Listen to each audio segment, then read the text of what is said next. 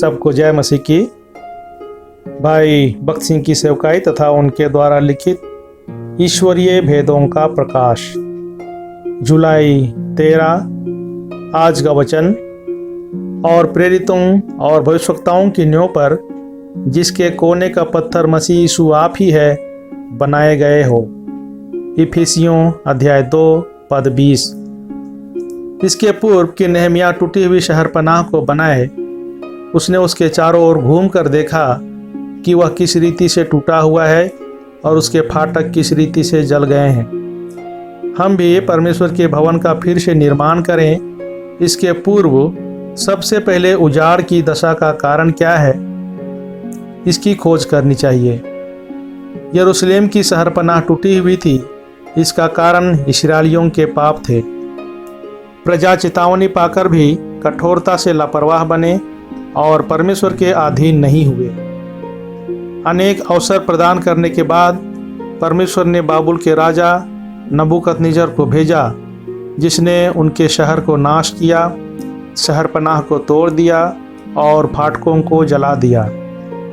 इन दिनों में कई स्थानों पर हम देखते हैं कि विश्वासी लोग और मसीही अगुए परमेश्वर की प्रजा में जागृति आने के लिए प्रार्थना करते हैं, परंतु लोगों में आत्मिक गिरावट का कारण क्या है, उसे जानने के लिए वे थोड़ी सी भी उत्सुकता नहीं दिखाते। प्रभु, हमने पाप किया है, ऐसे शब्दों को रटने के द्वारा परमेश्वर उसकी प्रजा के मध्य में काम नहीं कर सकता।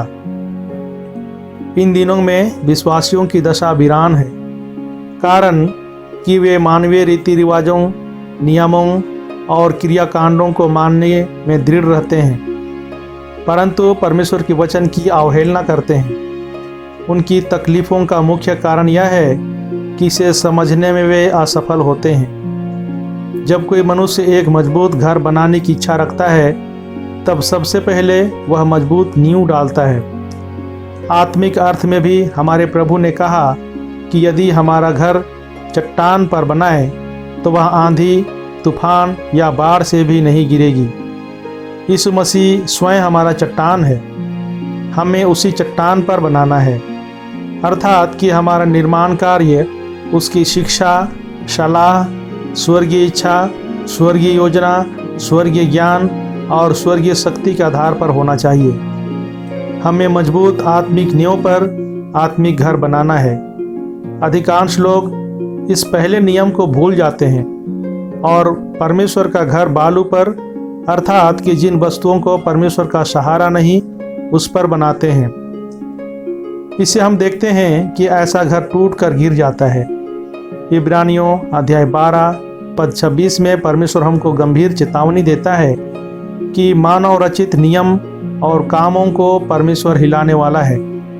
यदि हमारे कार्य फलवंत हों, ऐसा हम चाहते हैं, और यह कि विरोधी शक्तियों की कसौटियों के समक्ष हम खड़े रहें, तो हमारे हरेक कार्य परमेश्वर के वचन पर आधारित होना चाहिए।